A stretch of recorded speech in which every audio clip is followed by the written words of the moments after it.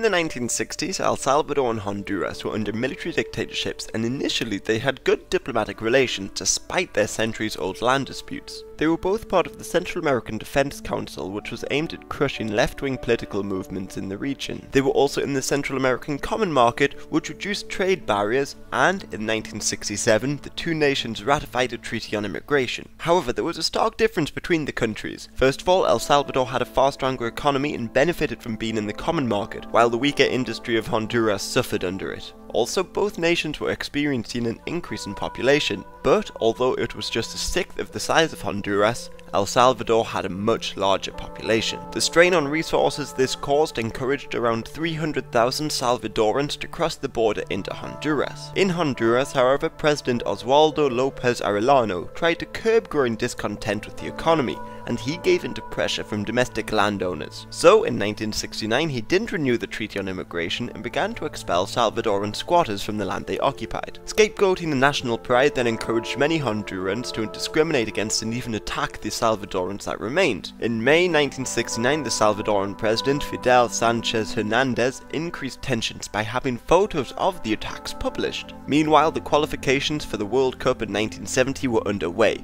and both nations had finished top of their group and were set to face each other in the semi-final. On the 8th of June 1969 in the Honduran capital, Honduras beat El Salvador 1-0. After the game, which saw violence between fans, a young Salvadoran girl shot herself after seeing her country lose. She became a national hero and was given a televised funeral, and this subsequently spurred on further violence as the Hondurans travelled to El Salvador the following week. Honduran fans were killed, their team travelled in armoured cars, their hotel was pelted with eggs, and a rag was flown instead of their national flag. El Salvador won the game 3-0, meaning the two teams had to play again in Mexico City. This final leg ended with El Salvador winning 3-2, claiming victory in extra time and progressing to the final of the qualification. However, in the aftermath of their defeat, Hondurans once again attacked Salvadoran immigrants. President Hernandez blamed the Honduran government for allowing what he called a genocide and severed diplomatic relations. Then, on July 14th, 2 weeks after the final leg, with tensions still incredibly high, he sent his air force to bomb Honduras. Although the bombings targeted airfields, the Honduran air force was able to respond and deliver a decisive blow to the Salvadoran invasion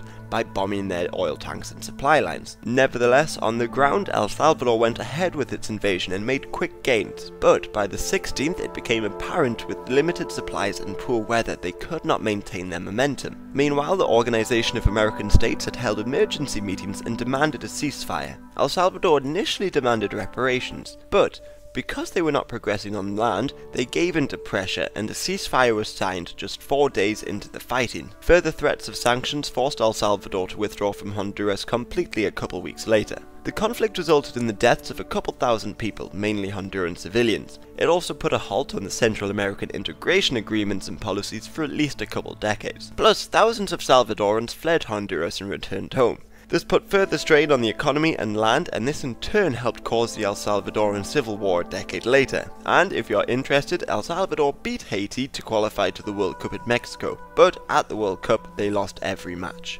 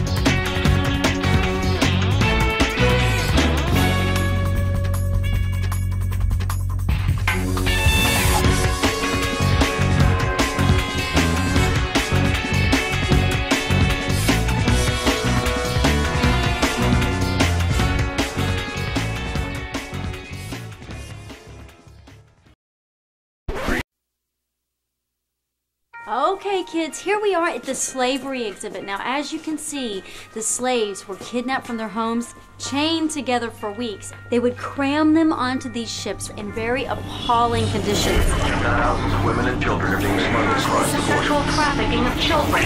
As you can see right here, they were treated like animals.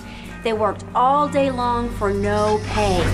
Sweatshops raided by police. Children forced into slave labor. Some of the slave masters were very cruel. They whipped them and they beat them, as you can see in some of these pictures. Brutal, even fatal. So, before moving on, are there any questions? Does this still happen today?